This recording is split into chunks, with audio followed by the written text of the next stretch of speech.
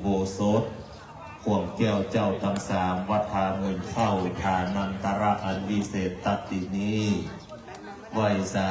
ในเมตตาบารมีธรรมตั้งเจ้าพระอธิการชัชวานโชติปัญโยเจ้าอาวาสวัดทาหมื่นเข้าตนอันเป็นที่ไหวติสาไหวสายังเทวบุตรเทวดาเจ้าทั้งหลายอันสิ่งสถิตอยู่ตัวตั้งจักรวาลหมื่นโลกธาตุเทวบุตรเทวดาเจ้าอันรักษายังวรพุทธศาสนารักษายังวัดทาหมื่นเข้าเสื้อวัดเสื้อวาเทวบุตรเทวดาเจ้าทั้งหลายจุตนจุวรองค์ตาสาธุชนผู้เปี่ยมล้นโดยบุญโดยบารมีธรรมทุกท่านตลอดถึงคณะสัทธาวัดทาหมื่นเข้าจุผู้จุคนวันนี้เป็นวันมหามังกละอันยิ่งศรัทธาเราท่านทั้งหลายจะได้ร่วมกันกระทำยังมหามังกลกรรมพิธีอันพาเสริฐเพื่อให้ได้บังเกิดเตจริธีจะได้ร่วมการสร้างยังเจดีย์ธาตุเจ้าเจดีย์วัดทาหมื่นเข้าคือได้เป็นที่ไหวที่สาที่สักการะบูชาแก่คนและเทวดาทั้งหลายกรรมจูศาสนาพระเจ้าโคตมะพลังถึง5,000 พวสาได้เมตตาของท่านเจ้าพระอธิการชัชวานโชติปัญโยได้นำคณะสัทธาสาธุชนทั้งหลายได้ร่วมกันได้สร้างยังตานักบารมีศีลบารมีเมตตาภาวนาตั้งแต่เมื่อตะวันแล้วได้กราบอาราธนาครูบาพระมหาเถระได้มาเมตตาสูตรจำเริญพระพุทธมนต์มหามังกละหลวง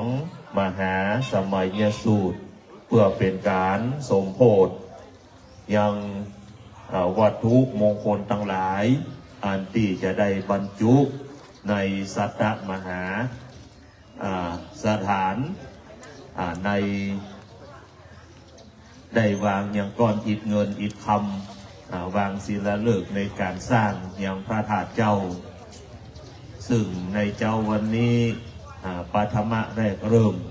ก็จะได้ยืนยงองค์การบวงสรวงเทพไตรเทวาเทวบุตรเทวดาเจ้าทั้งหลายตัวตั้งจักรวาลหมื่นโลกธาตุเทวดาเจ้าอันสิงสถิตอยู่ยังตัวล้านนาไทยใต้พื้นฟ้าได้เมตตาถมวนลงสู่ข่วงแก้วเจ้าทั้งสามวัดทาหมื่นเข้าเพื่อจะได้อนุโมทนายังมหามังกลกุศลอันใหญ่ที่เจ้ามหาสมณะสัทธาและมหามูลสัทธาทั้งหลาย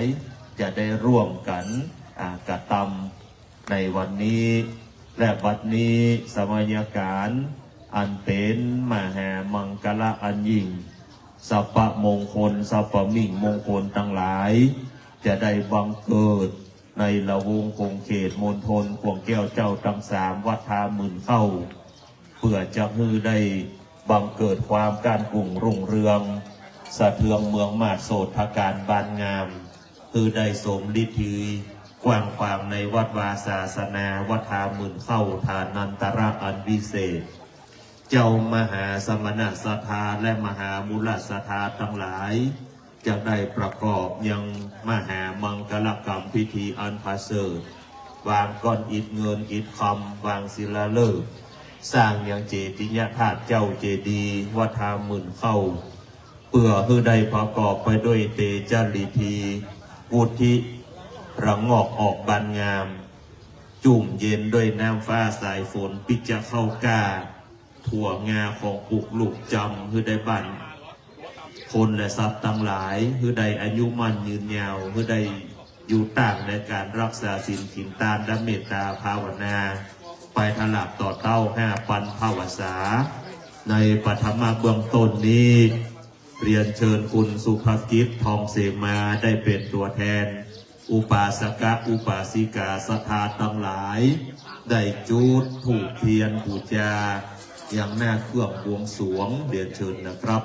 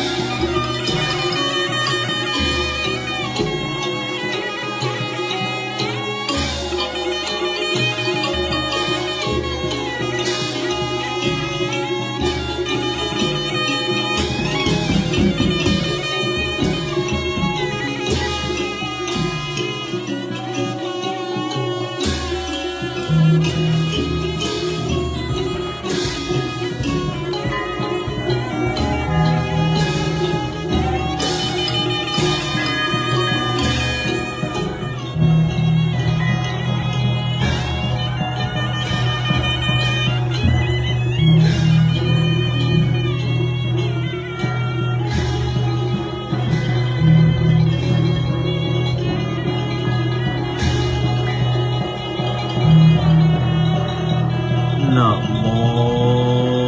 ตัสสะภะคะวะโตอะระหะโตสัมมาสัมพุทธัสสะนะโมตัสสะภะคะวะโตอะระหะโตสัมมาสัมพุทธัสสะนะโมตัสสะภะคะวะโตอะระหะโตสัมมาสัมพุทธัสสะสัพเพกาเมจารูเปคิริสิขารตเตจันตลิเขวิมาเนทีเประเทจกะเมตรวนกหันเนอาราเมวัตุมหิเขเตภูมิฐานทโยจตุมมหาราชิกาตาวติงสายามาตุสิตานิมานรตีปารานิมิตวสวัตติเทวันนังลังกาทิเปอุตระภูทิเปอามระโกญนังบุพวิเตฐานเนจตุโลกปาละลาจายามะลาจาอินโตเวสสุวรรณราชาอริยเมตไตโยโพธิสัตตาวกาตโยอริยสาวกาจะปุถุชนะกันลยานาจะสัมมาทิฏฐิเยวะพุทเทปัสสนาธัมเมปัสสนาสังฆปัสสนาพุทเทสักรวาธัมเมสักรวาสังฆสักรวาอิโตทานาโตยวะปรัมปาราอิมัสสมิงโสจักวะเรโสเทวตายังอธิวรวัจนังสาทโวโนสุนันตุสุเทวตาอรทันนังกะโรมะโอกาสะปะธัมมังโพธิปัลลังกังทุติยังอนิมิสกังตติยังจังกัมมังเศษทังจตุทังรัตนคารังปัญจมังอัชฌปรัญจมุจจรินตัญญสัตตมังอัฏฐมังราชญตนังเอเตสัตตมหาฐานเนนะสมันตาจักวเรโสอาทายาอากาสันตุเทวตาคัตตาสัพพมังมุนิราชเตสิตังสุนันตุสกมุกทังชัยยาสาธุกโรการะยัมพัทันตาชัยยาสาธุกโรการะยัมพัทันตาชัยยาสาธุกโรการะยัมพัทันตานะมามิติรัตนัตยังสัพอัตรญาปิวินาสันตุอาเสสโตโยสันนิสิโนวรโพธิมูเลมลังสเสนังมหันติงวิจัยโยสัมโพธิมกติงอนันตันลัญญโนโลกุตโมตังปนัมมามิพุทธังอัฏฐังทิโกอริยปัฏโธจันนันนังโมขปเวสาญาอุจโยกมโกอัญญังสันติกโรปนิยานิโกตังปนัมมามิธัมมังสังโฆวิสุทโธวรัตถินายโยสันติทาริโยสัพมรปหินโนกุเนหิเนเกหิสมิธิปัตโตอนัสโวตังปนัมมามิสังฆังสาธุสรีสดสดีโยอัญชุรีอภิวาทบรมนาถนาโถสมเด็จเลยพระพุทโธสามโลกไว้10 นิ้วต่างถูกไตอภิวาทไว้นกขาบบังคมกับตังพระธรรมวโรดมจอมเจื้องอันเป็นที่ป้องกัน เรื่องอังกุศลเอาทรงตาต้นตั้งไฟไตเจาะเตียนไว้ขาปูจาเก้าปักกัญญาหัวใจขัดเจ้าต่างดอกบัวเงาโศกันทังปูจาประสังขังอริยญาณโดยความบ่พมาติเถาวันไว้พระแก้วเจ้าตั้งสามพร้อมทวนปริปุณณาขอแทบไตไวสายังองค์เทวามหาเทวาเทพเต้าเทวดาเจ้าทั้งหลายอันสิ่งสถิตอยู่ตัวตั้งจักรวาลหมื่นโลกธาตุส่วนว่าอัจจะในวันนี้ก็เป็นวันดีเป็นวันสลีสุปมังกลาอันพาเสดลำเลิศไปยิ่งกว่าวันแหล่ยามตั้งหลายวันเมงก็มาหมดใสวันไตก็มาหมดปลอดนะคะตะเลิกก็มาได้ยอดมาหาตันนังคือว่าลักษณะก็หากมาอยู่ลอยผีพัทวีธาตุอันจะคือโอกาสมังกลานันตติถีหาแม่วันฟ้าตีแสงก็หากมาได้เศษ4 5 6 2วันเก้ากองก็มาได้ตายเป่าธรรมญาติตามโหราศาสตร์หากมีตามกัมพีหนโลกว่าวันนี้เป็นวันพระพุทธเจ้าโหดโลกโลกาเป็นวันที่เต้าพญาจักรวติราชาเกิดมาเป็นเจ้าโลกเป็นวันที่พญาอาโศกสร้างพระมหาทัพเจ้า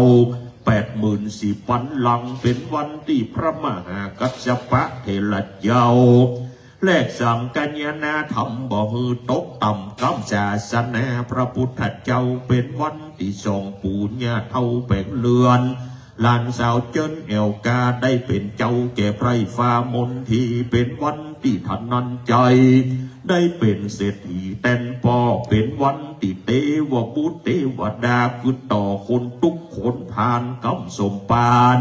คือได้เข้าคลองมากคือได้สมดังกำปากมงคลกล่าวจี้ว่าอัจฉริยวันนี้เป็นวันดีดิถีอันวิเศษเหตุว่าเป็นเดือนศีลเนื้อแรม3 ค่ำจุลสขาด1,387 ตัวปีดับใสศาสนาพระเงาไทยสัพพันโยวุฒิจำเริญขึ้นมาว่าใด2,569ประวัติศาสตร์แม่รอดเหิงตึงแก่เจ้ามหาสมณศรัทธาและมหามูราศรัทธาตั้งหลายตั้งสองกันนักกันนาในตั้งไปในและไปนอกไปในหมายมีสวาตุตันเจ้าพระอธิการชัชวานโชติปัญโยลูกศิษย์พระพุทโธต้นพันเผาเจ้าอาวาสวัฒาหมื่นเขาฐานนันตระอันวิเศษตัดดินเล่าเป็นเก้าเป็นพาทานพร้อมกับโดยอันเทวสิโยมเจ้าจุตนหนแห่งห้องไปนอกไม่มีคณะยัตถาโครุอุปถากสันติบันตันเขาทุกหนุ่มเทายิงใจศรัทธาลวงหลายก็หากมันใดพ่อหลวงอัศดายุทธกิติกาศพ่อหลวงจำรัดวงกาศกันนากับโดยพ่อมคณายกอาจารย์แก่วัดลำวัดคณะยัตถาตั้งหลายวัดทาหมื่นเขาจูผู้จูคนจูใหญ่น้อยใจยิงบัดเต้าแต่นั้นก็ยังมาใดรัตนาอุบาสกผู้เปี่ยมล้นโดยบุญโดยบารมีธรรมคุณสุภกิจทองเสมาก็มาเป็นเก้าพร้อมกับโดยคณะญาติธรรมแห่งตนก็ได้ปากันสระนงคงควายตกแต่งแปลงพร้อมน้อมน้ำมาเยืองเครื่องขานธนิยาโภชนิยะตั้งหลายน้ำมาถวายปูจาแก่เทวดาเจ้าตั้งหลายในการกระทำยังมหามังกรกรรมพิธีอันใหญ่คือว่าจับได้แรกเริ่มวางก้อนอิฐเงินอิฐคำวางศิลาฤกษ์ก่อสร้างยังพระเจดีย์ธาตุเจ้าเจดีย์วัดทาหมื่นเขาฐานนันตระอันวิเศษตตินเนก็จริงได้ปากันน้อมนำมายังเครื่องขาธนิยะโภชนิยะตั้งหลายมาถวายปูจาเพื่อจะขออาราธนาเทวดาเจ้าตั้งหลายได้มาปตานุโมทนาจมชื่นยินดีแก่เจ้าเก่าเงา มหาสมณสถานและมูลราชทานตั้งหลายโดยดังผู้ค้าจากได้โอกาสอาราธนาเทวดาเจ้าตั้งหลายตั้งองค์เทวามหาเทวา16 จันทร์ฟ้า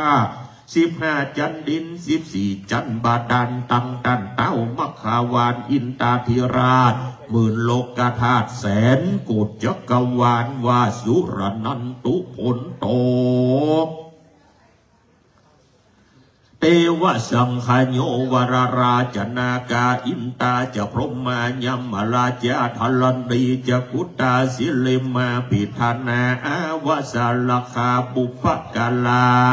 มาตาปิตาบุพกาลเทวาสปปริกรรมปุจจาวรเศรษฐตัสมาตุมเหปริปุญจันตุสปปุจจนังปริพุนจันตุผลโตเทวสังขโยฟังเหล่าฟังลาฟงโมเทวดาเทพเต้าอันอยู่ด่านดาวพื้นแผ่นพระสุธาสังขญาล่วงหนาว่าได้240,000 โยชนากันนาอนันตาล่วงสูงหาที่สุดบอดได้ป้ายต่ำไตรอดถึงอเวจีเป็นแดนลวงแขวนเถิงพระวักกะพรหมลวงโกมหลอกอนันตาจักรวาลจุงมาเป็นสักขีปิญญาณพร่ำรู้กับตั้งเทพดาเจ้าอันอยู่รักษาวรพุทธศาสนารักษายังพระบทและพระบาท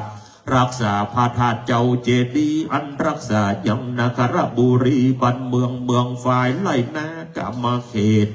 รักษาปฏิเทศตองห้องเจหะหอเรือนรักษามนุษย์ญาติเจ้าเมืองอยู่สร้างเทวดาอันรักษาป่ากวางวนาไพรในดงดอยห้อมห้อยอันเป็นกับโดยภูมิเทวดาลูกะเทวดาปปตาเทวดาอรัญญาเทวดาอากาสะเทวดาอันรักษาคงเขตห้องปฏิเทศต้องแห่งล้านนาไทยในเมืองเจียงแสนเจียงไฮ้เป็นเก้าที่พระมหาทัตเยาโดยตุงอันเป็นภูเขาสูงดูอาจรักษายังตำนักพระบาทเจ้าแม่ฟ้าหลวงพระจอมขวัญแห่งราชคือพระบาทสมเด็จพระชนนีศรีนครินทร์แม่ฟ้าอันอยู่แผ่นนาปัทวีในบุรีอันใหญ่ได้ชื่อว่าล้านนาไทยมีเมืองเจียงแสนเจียงไฮ้เทวดาเจ้าตั้งหลายอันรักษายังสถานที่ศักดิ์สิทธิ์อันประชาชนไว้นบน้อมคือว่าพระมหาธาตุเจ้าดอยวัวพระมหาธาตุเจ้าผาเงาแถมเล่ากับตังพระมหาธาตุเจ้าจอมกิติกวนอามพระธาตุเจ้าดอยงำเมืองผ่องแผ้วเทวดารักษายังวัดพระสิงห์และวัดพระแก้วยอดดอยตองร้องลงมาอันรักษายังดอยพระบาทรักษาบุญพระธาตุเจ้าเขาควายอันเป็นลักหมายพระพุทธศาสนา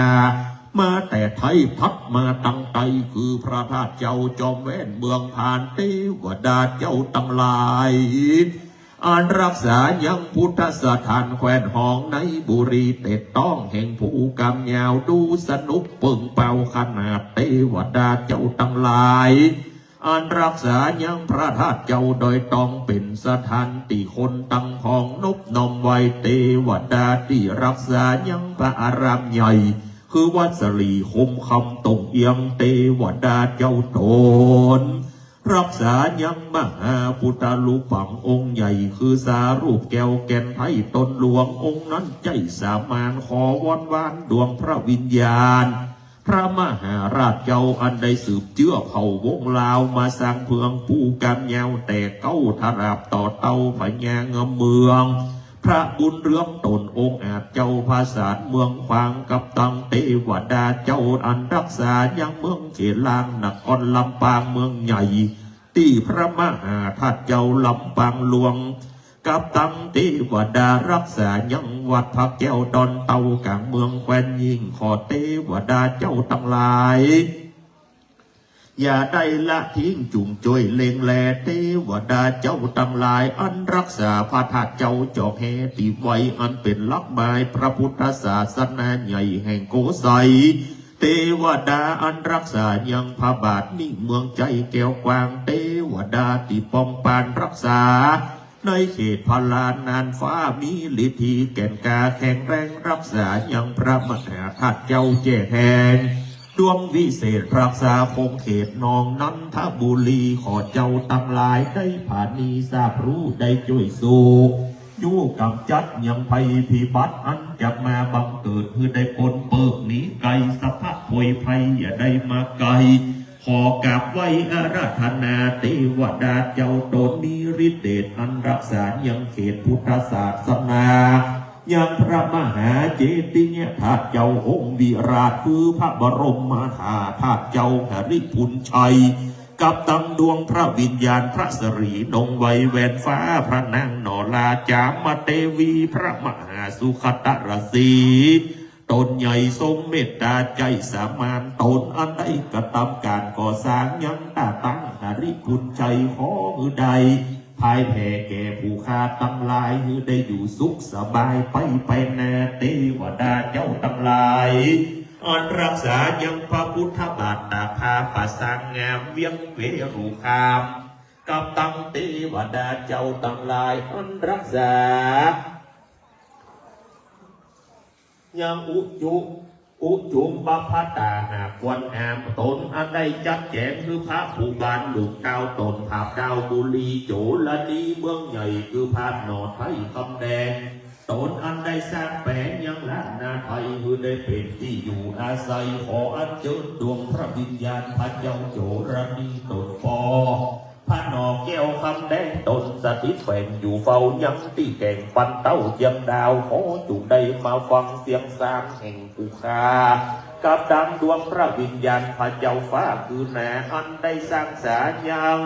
พระมหาธาตุเจ้าด้อยสุเทพเป็นเก้านำเมืองเทวดาเจ้าทั้งหลาย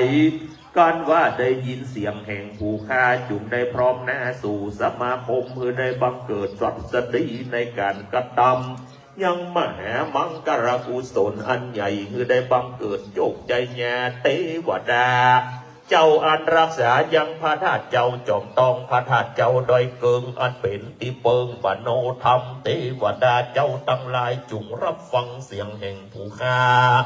อันได้ตั้งแน่ยกนิ้วน้อมกล่าววอนวานเทวดาเจ้าตั้งหลายอันรักษาสถานโคเขตมองต้องประวรในจังหวัดแม่ฮ่องสอนเมืองในหมอขอบอกเก่าจนจูเทวดาเจ้าตั้งหลายอันรักษาพระธาตุเจ้าโดยกองมูมีฤทธิ์ดูรำยิ่งขอมือได้มีความศักดิ์สิทธิ์มิ่งมงคลกับตังปารมีญาณพระพรหมลาสีตนทรงอภิญญาวิชาคุณอันใหญ่ได้ก่อสร้างยังเมืองเขลังนครลำปางเมืองเอกได้สร้างโคเขตหริพุนชัยเทวดาเจ้าตั้งหลายอันรักษายังล้านนาไทยไตปืนฟ้าปัตนิสาตุจันนาตัวมากราบขอวอนขออาราธนาเจ้าตั้งหลายจุงได้มาสโมสรพร้อมหมู่กับตังเทวดาเจ้าอันที่อยู่ไปบนเถิงเต้าจะดูลงตั้งสี่อันรักษา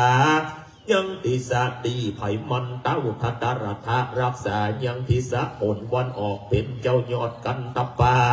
เต้าวิรุณระมะยศใหญ่เป็นใหญ่หนไตแห่งทิสา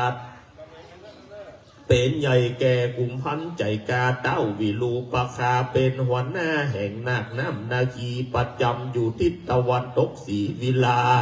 เจ้ากูเว้นเป็นใหญ่แก่ยักษายักษีอันรักษาอุตระหนเหนือจตุรเทเวศมหาราชา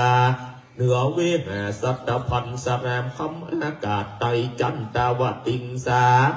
ภาษาแก้วเวจยนตั้งองค์อมรินอินตาติราชตนเป็นเจ้าฟ้าสองสวรรค์ตั้งจันยามาตุสิตานิมานารเตปรนิมิตวาสวัตติท่าลาเพิงเวหับพลาอวิหาอัตตปาสุทัสสาสุทัสสีอากาศนิทกาพรมเป็นยอดไปต่ำตายรอดทุกปลายขออาราธนาพระวิญญาณพระมหากษัตริย์ที่ราชเจ้าตั้งหลายอันมีจิตใจหมายก่อสร้างยังเมืองกวางแห่งล้านนาไทยตั้งแต่พระผู้วันในลาวัดจังกาลาเจ้าภาษาหิลันเงินยางองค์เก้าปัทมาท ทาลาเพิงกษัตราที่ราชเจ้าตนใหญ่ดีได้เคยเสวยเมืองเจียงใหม่หาริปุนใจเทวดาเจ้าทั้งหลายขออาราธนายังดวงพระวิญญาณพระมหากษัตริย์ธิราชราชวงศ์จักรีพระพุทธยอดฟ้าจุฬาโลกอันเป็นเก้าโคตแห่งจักรีวงศ์พระบรมเจ้าฟ้าพระพุทธเลิศลานนภาลัยพระจอมไตรปิ่นเกล้าพระบาทสมเด็จพระนั่งเกล้าเจ้าอยู่หัวพระมหาราชเจ้าบวรคือพระจอมเกล้ายศยิ่งพระจุลจอมเกล้านิ่งประชามีพระราชทินนามสูงอาจว่าพระปิญญมหาราชภูบาลพระมหาวชิรวุฒิตนองค์คารเลิศลำพระมงกุฎเก่าสำคุณลายทรงมีพระราชหฤทัยใจกว้างสละพระราชอำนาจสร้างเป็นประชาธิปไตยกับตังพระปกเก่าจอมไตรพระผู้วนัยอนันตมหิดลผู้อุตมเชษดวงพระวิญญาณพระบาทสมเด็จพระชนกาธิเบศรมหาภูมิพลอดุลยเดชมหาราชขอดวงพระวิญญาณพระมหาราชเจ้าตั้งเก่าพระองค์ขอจุงได้ทรงทราบรู้เม่นพระวิญญาณสถิตอยู่วิมานใดขอเทวดาเจ้าตั้งหลายได้นำสัทธาสารไปทูลสาขับไว้ขอเต้ารับได้อนุโมทนาขอมุดูต่อพระพุทธศาสนาและผู้คานตั้งหลายมวลอันได้ยอหัตถาอันจุรีอภิวาทไว้ดวงพระวิญญาณแห่งพระกษัตริย์ธิราชเจ้าจุวรองค์บัดนี้ขออาราธนาเจ้าตั้งหลายมวลมากได้โอกาสเมตตาธรรมรับเอายังเครื่องปาริกรรมบูชาแห่งเจ้ามหาสมณะสัทธาและมหามูรสถานตั้งหลายอย่าได้เนิ่นจ้าหืนเมินนานกันว่าเจ้าตั้งหลายได้ปฏิกหารการรับเอาแล้วจุงคือได้มีจิตใจผ่องแผ้วจื่นเจยบานมุตูอินดูคุณนาภายแผ่แก่พุทธศาสนาจุติจุงคือได้บานคุยรุ่งเรืองไรมีมหาใจญาลาภสปะอุบาทนี้หายจุงคือคนหญิงใจตั้งหลายหนุ่มเทาตั้งภิกขุสังฆเจ้าสามมาเน้นเทนเป็นกับโดยคนกระทำการงานต้องเต่าตั้งให้เจ้าและขุนนางสัพพะญาตจังให้ขาดสัพอุบาทไรและปีเพนหมู่ยักษ์พายและผีวิสาทอมนุสจัตมิจฉาทิฏฐิอย่าได้มาลาวีเบียดเบียนความเดือดเนื้อเกิดกังวลขอฮือประชาชนตั้งหลายอันปากันมาน้อมไว้จุงมือได้อย่างใจหวังสัพพะสัตตังหมู่ของเลี้ยงมีพร้อมเสียงจ้างมางัวควายเป็ดไก่หมูมาไล่แพร่ออกเขาน้ำออกโดยตามพาลาดามพาลาบ้านพี่ดอกเป็นหน่วยงอกตามละดูว่าลุนโนฝนแห่ใหญ่ตกลงใส่นาปัทวีปอดแน่ใจดีผูกเขางามเตี่ยงเต้าออกงวงงามอย่าได้มีความอับจนกันอยากสัพพัญญาตกาดนี้หายแม่นว่าจักกระทำการกล้าขายและแลกซื้อจุงฮือได้จำเลินดีปัจจชีตุกสลอตั้งบ้านนอกและในเวียงฮือได้อยู่สุขเสถียรจุกคำเจ้าบาศกเศร้าแสนสบายนั่นจุงจักมีขอด้วยเตจอนุภาพแห่งเทวดาเจ้าตั้งหลายได้ปัตตานุโมทนาในมหามังกลากุศลอันใหญ่อันจักฮือได้บังเกิดโจกใจแย่ในการกระทำอย่างมหามังกลาพิธีอันพาเสดเพื่อฮือได้บังเกิดเตจดิธีจากใดบางเสียละเลิกสร้างยังพระเจดีย์วัดทาหมุนเขา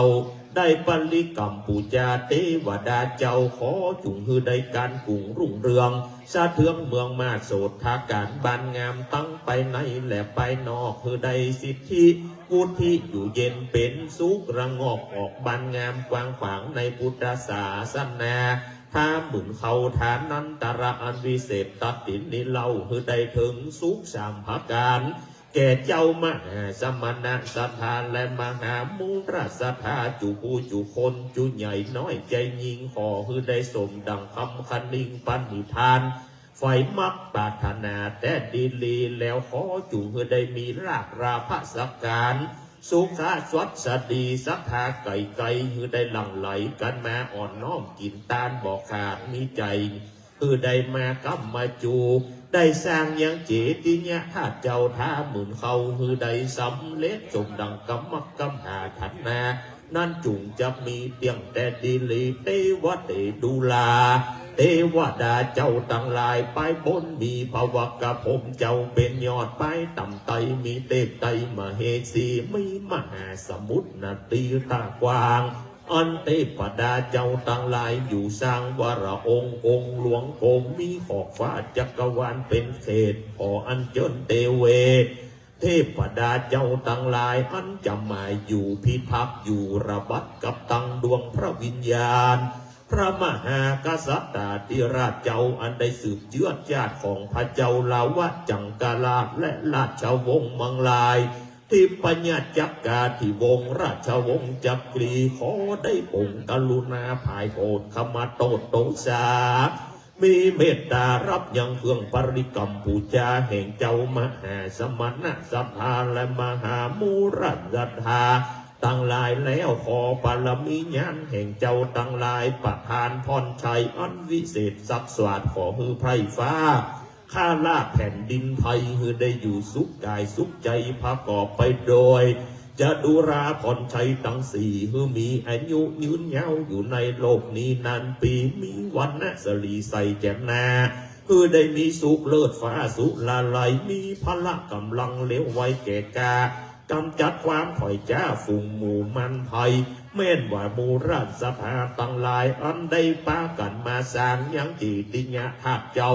ได้มากินมาตานยังวัดหาหมื่นเขาตินนี้แล้วมีกรรมปณิธานาได้ฝันไฟอ้างคือได้อยู่เสพสร้างวัฒนาไปนั้นจุงจักมีเตียงแดดดินเลอากาสัทธาจะภูมิธาเทวานากามหิติกาปุญญังโนอนุโมตันตุจิรังรักขันตุศาสนังจิรังรักขันตุจินาธาตุกังจิรังรักขันตุพุทธลูปังจิรังรักขันตุมหาโพธิลูขังจิรังรักขันตุปานิโนอัมเหหิอนุรักขันตุสัพพทาสัทธาสุทิงขัจจันตุอัญญาตกาสุทิงขัจจันตุปานิโนสุทิงขัจจันตุโนสัทธาเตรียมทุกหางเนออากาสัทธาจะภูมิธาเทวานากาบหิติกาปุญญังโนอนุโมตันตุจิรังรักขันตุศาสนังจิรังรักขันตุจินาธาตุกังจิรังรักขันตุปุถันลูปังจิรังรักขันตุมหาโพธิลูขังจิรังรักขันตุปานิโนอัมเหหิอนุรักขันตุสัพพทาสัพพาสุทิงขัจฉนตุอัญญาตกาสุทิงขัจฉันตุปานิโนสุทิงขัจฉันตุโนสัพพาอากาสัทธาจะภูมิธาเทวานากามหิทธิกาปุญญังโนอนุโมตันตุจิรังรักขันตุศาสนังจิรังรักขันตุจินาธาตุกังจิรังรักขันตุพุทธาลูปังจิรังรักขันตุมหาโพธิลูขังจิรังรักขันตุปานิโนอัมเหหิอนุรักขันตุสัพพตาสัพพาสุทิงขัจฉันตุอัญญตกาสุทิงขัจฉันตุปานิโนสุทิงขัจฉันตุโนสัทธาสิทธิกิจจังสิทธิกัมมังสิทธิการิญญตถาคโตสิทธิเตโชชโยนิจังสิทธิราโภนิรันทรังสัพพะกัมมังปะสิทธิเตสัพพะสิทธิภวันตุเตใจญะตุภวังใจญะมังกลังใจญะสุขาวะหังใจญะโสถีภวันตุเตบัดนี้เทวบุตรเทวดาเจ้าทั้งหลายได้ย้ายปาตะคือว่าดินคำจากฝากฟ้าทะม้วนลงสู่กวงแก้วเจ้าทั้งสามวัดทามุเข้าได้ปัตตาอนุโมทนา รับยังเครื่องปริกรรมปูจาแห่งเจ้ามหาสมณสภาและมูลสภาปากกองของวงแห่ฮับเทวดาเด้อเพื่อวัดวาศาสนาธรรมหนึ่งเข้าที่นี้ได้การกลุ่มรุ่งเรืองสะเทือนเมืองมากโสดาการบานงามในวรพุทธศาสนาสถาไก่ได้หลั่งไหล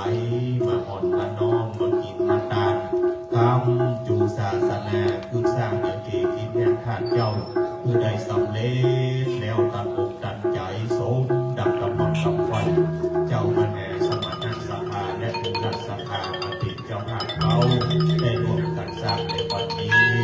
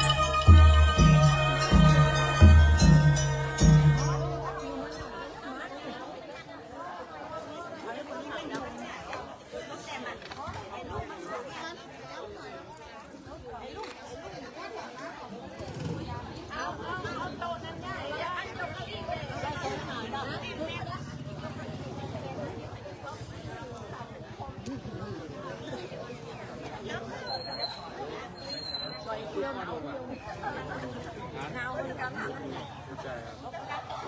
จ้าพ่อแทนนอนยังนอนเจ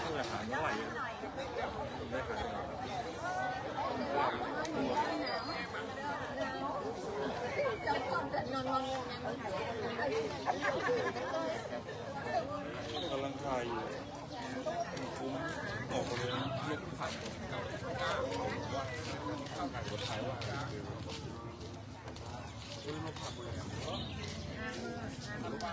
เดียวมันของแม่จังหวัด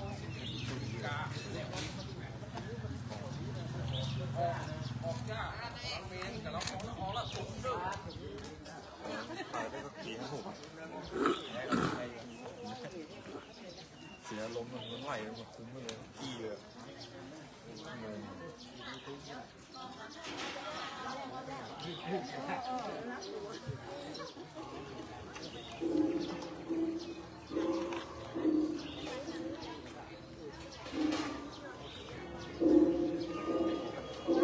จีบหลัง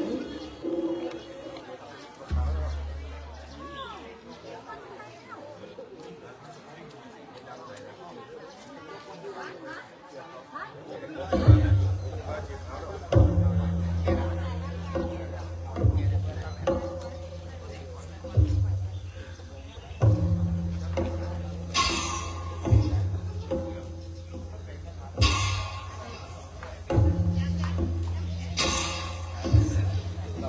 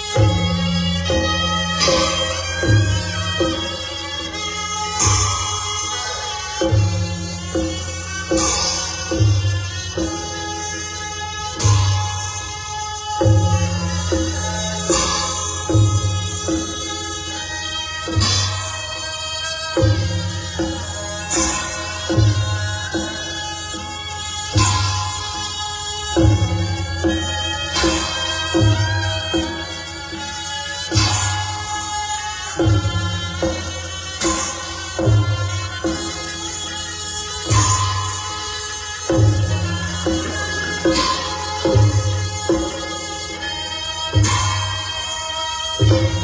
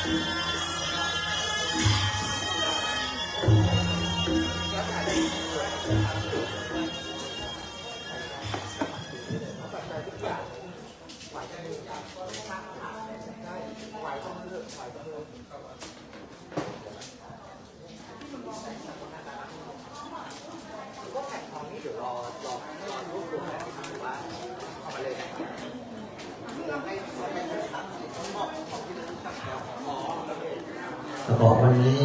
เจ้าฟ้อนหลายล้านในตำบลท่ากาศทางทุ่งหลวงได้มาร่วมฟ้อนบวงสรวงเดี๋ยวเจ้าภาพจะได้มอบของที่ระลึกเล็กๆน้อยๆเนาะเจ้าฟ้อนวันนี้ถ่ายรูปก่อน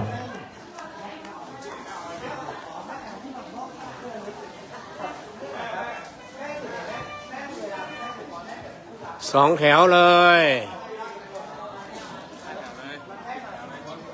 จัดเลยบอยจัดเลย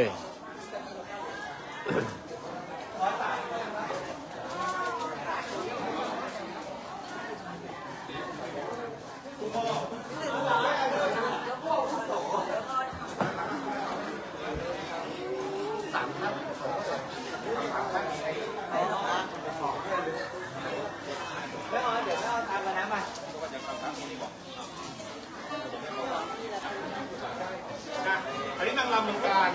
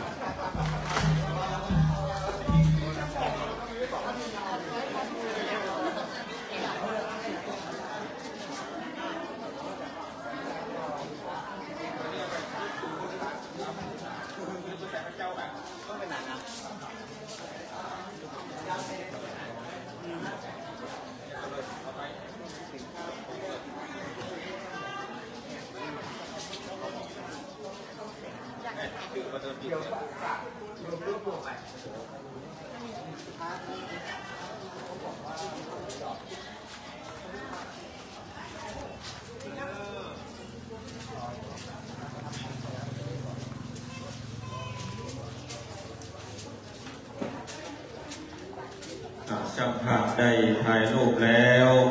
อาจจะได้รับของที่ระลึกจากท่านอาจารย์พนิการชัชวานแล้วก็มีทางคณะเจ้าภาพจะได้มอบของที่ระลึกเกี่ยวกับจ้างฟ้อนที่ได้มาฟ้อนคือเป็นมังกรลักษณ์ในการได้วางศิลาฤกษ์พระธาตุเจ้าเจดีย์ของวัดทาเหมือนเข้าจังฟอนเฮาได้รับของที่ระลึกเลยเนอะเดินเข้ามารับเลยขอบคุณอนุโมทนา เป็นนางฟ้าทุกคนกับมดนี่10,000 ปีนี่น้อยไปนะ อายุเกาะกันนี่10,000 ปีนี่น้อยไปหน่อย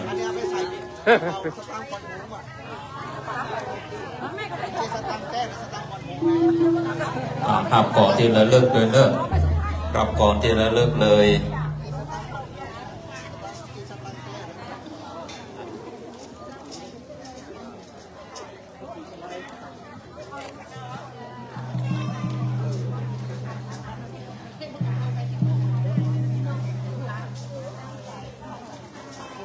เคยถ่ายอยู่ทุกปีเอาออกมาแล้ว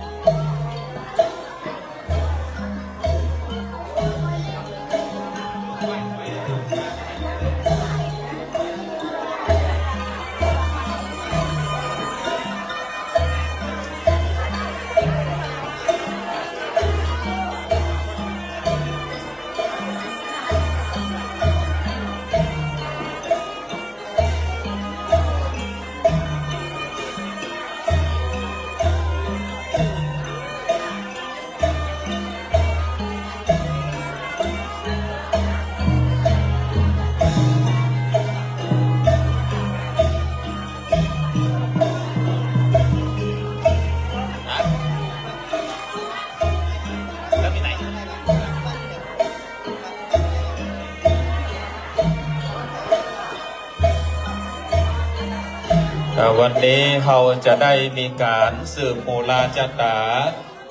เพราะฉะนั้นก็สาธาญาติโยมที่ได้เดินทางมาถึงณบริเวณพิธีแล้วก็สามารถได้ไปบูชาเอาฝ้ายมงคลได้เนอะเอาฝ้ายที่เราจะได้มัดสืบโบราณจาตา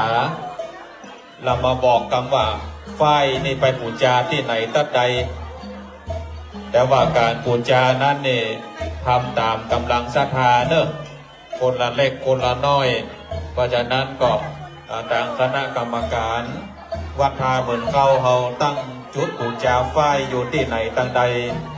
ขอมากระซิบกับและจะได้ประกาศประชาสัมพันธ์สำหรับฝ้ายมงคลศรัทธาญาติโยมวันนี้เราจะได้มีการสืบโบราณจาตาตอนที่พระเจ้าประสงค์ได้เจริญพระพุทธมนต์จะได้นำฝ้ายมงคลได้มาปั่นรอบศีรษะเพื่อที่จะได้รับความเป็นมงคลเพราะฉะนั้นญาติโยมที่ได้เดินทางมาถึงแล้วก็สามารถได้บูชาได้บูชาตามกำลังทรัพย์ของไผ่ของมันเพราะฉะนั้นก็สามารถไปบูชาได้ซึ่งทางคณะศรัทธาของวัดท่าเบินเข้าก็ได้เตรียมได้มงคลไว้เพื่อได้บูชาเนอะที่หน้าที่ซุ้มที่มีตู้บริจาคเนอะสาราญาติโยมตั้งหลังวิหารตีข้างกับราชวัตรข้างกับราชวัตรพิธี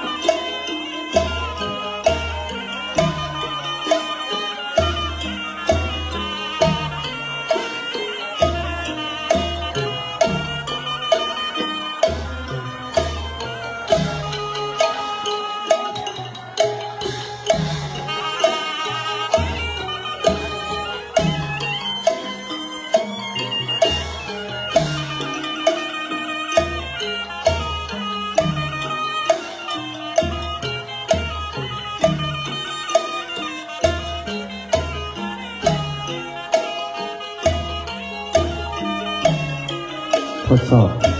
ศรัทธาเฮาไผ่ก็ได้เนาะสอบปากกาเพื่อกำเอามันนักเลยที่เฮาปั่นก้อนโคเข้าน่ะที่เฮาปั่นก้อนขันเข้านั้นมีปากกาเปียมาเมื่อกำนะเอามาตั้งหน้าเพื่อกำในปลำ3 เส้นนี่ไผ่ก็ได้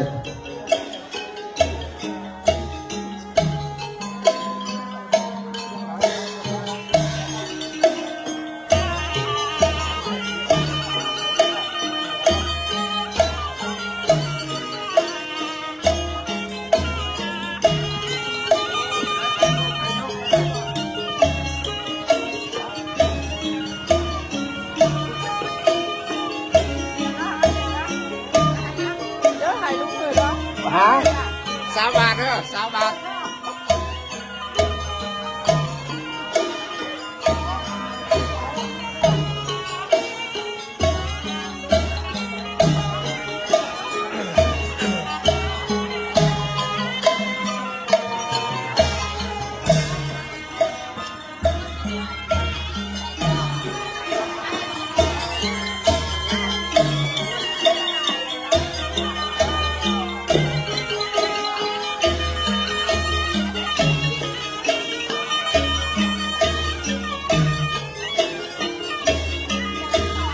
ขอหยุดไลฟ์ก่อนนะครับเดี๋ยวเริ่มพิธีก็เอาอีกคำหนึ่งนะครับ